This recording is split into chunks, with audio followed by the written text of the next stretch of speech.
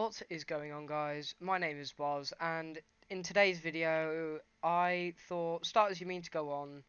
I want to do tank reviews, and that is exactly what I'm doing today. um this tank, well, what can I say about it? It is brilliant. The IS7, it's great. It's a great tank, great armor, and it's always going to have a special place in my heart, in Blitz at least, because it was my first ever tier 10, as I'm sure many people were, because the KV1 line is very popular with new players. The most distinguished features about this tank, its armor. Obviously, its armor is just incredible, and the RNG that comes with all Russian tanks as standard, no extra price attached. um, the pike nose is very effective. I'm using the 120mm gun M58 on the T125 and the M103 as well, I believe, um, just as a base to see how the armor holds up. I have my different shell types down here. Um, yeah, the pike nose. If you're facing an IS7 and he's got his lower plate just down here covered, just don't even bother. Just back off and wait for him to make the first move, because unless you're willing to lose quite a lot of credits and take an awful risk with your high explosive anti-tank premium ammunition, then it just isn't worth it, because there's probably only one place that you're going to be able to pen, and that is up there, just above the turret, just there. It's very hard to hit. Not many people know about it either. You have to be quite aware of your tank models and what you're facing, because in the World of Tanks Blitz armor penetration models within game, it doesn't actually highlight this area as a place where you can pen, so that's a tip for you all. The upper plate itself is 150, yeah, 150 millimeters thick, normally, just the flat armor. However, angled at this, you're looking at over 270 millimeters, maybe even over 320, like there, depending on where you hit it. Um, these plates here, just don't even try, because it's chances are it's just going to ricochet anyway. The lower plate really is the only place you're going to be able to get really face on if he hasn't got it hidden. That you're guaranteed a pen, and even then, you see 80% chance. It really is a tough nut to crack. Realistically, what you're looking at if you're looking to do it is use the T125 superior mobility compared to this to just get round here and start exposing its upper plate at a flatter surface, so you guaranteed pens, or go around the sides. But beware, the armor on the sides is spaced, meaning two layers of armor with a space in between. So your shell is going to have to, well, as soon as it penetrates the first layer of armor on the side, it's losing some of its stock penetration, meaning that it may or may not have enough to get through the second layer, which makes spaced armor so effective, and why high explosive anti-tank isn't great against spaced armor. Um, Realistically, for your, well, for any tank really, you're looking to hit the side armor of the IS7 between the tracks, like in that gap there between the tracks and the proper side armor. Side scraping IS7s are also very effective. So say he's looking like that, and I can angle it there, so all you're seeing is that, basically, and that bit is all you're going to see, but that's a heat of the moment thing. It doesn't really happen often in IS7s, that I've found at least. Tracking, as always, drive wheels. If you're looking to track him for your teammates, always go for the drive wheels. The ass, or the butt, these bits here are very well angled indeed. You don't want to hit these, because it can pull off some miracle bounces, and RNGs are just trolls you, basically, and you've wasted a shell. Just aim for those two flat parts there, and the back of the turret. The back of the turret is a weak spot. It's only 108 millimeters. The side bits are still quite strong, and the front of it is pretty much impenetrable with any shell type, unless you get really lucky, or and are lucky enough to hit that small area just up there. But that's all for the armor model. I'll display some of the gun characteristics in game. And we're back in game, ladies and gentlemen. We are looking at the gun of the IS7. So if we scroll down to the fire area section in the garage, we can see that the standard shell damage varies from 345 to 575 hit points worth of damage. The gun, its average damage is around, I want to say, through 430, but don't hold me to that, I'm not entirely sure. However, I don't think I've ever rolled so low as to get anything below 350. That just doesn't happen really. However, I have maxed rolled of 575 a few times. The penetration with AP, it can leave something to be desired, especially if you're up against German heavies. That's why you carry APCR. Ignore my loadout in this. I was last using this tank in ice, I think, and that's just banter. You just load gold and shoot, really. But I still do really bad.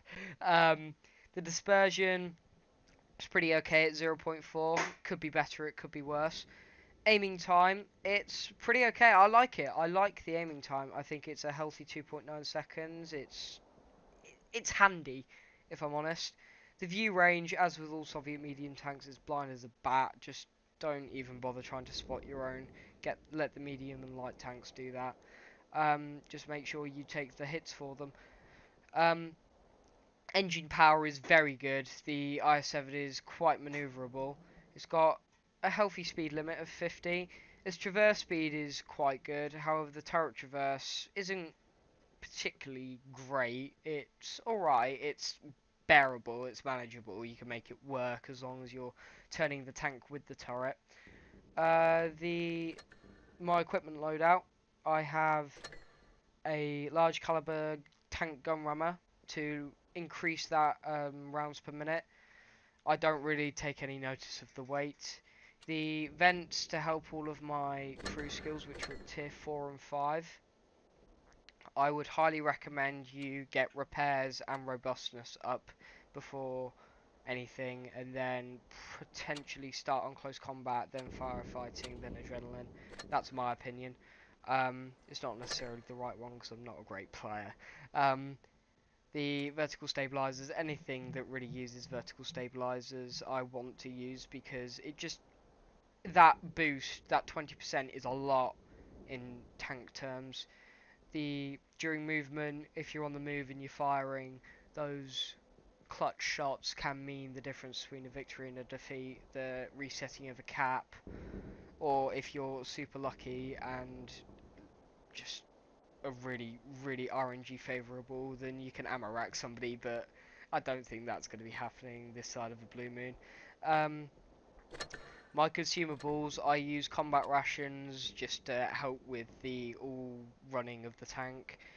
I always use a multi-purpose restoration pack. I think it's quite good in the way that if you use up your normal repair kit, you can just wait 60 seconds if you've used it once already, and then you can keep using it. It also acts as your fire extinguisher and med pack all in one, because the driver is quite vulnerable in the IS7.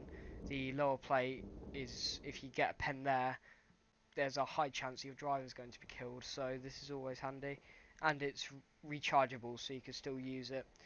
That's my loadout on the IS7. I will show you some screenshots of some games I've had in the IS7, then I'll go into some gameplay of it and see how you like it.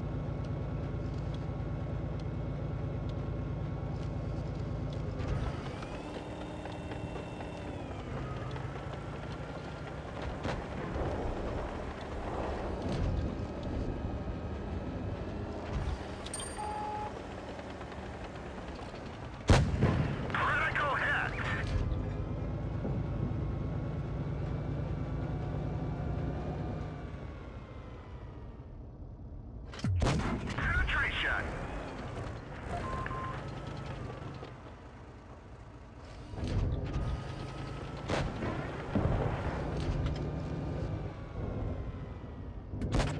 Enemy armor is down.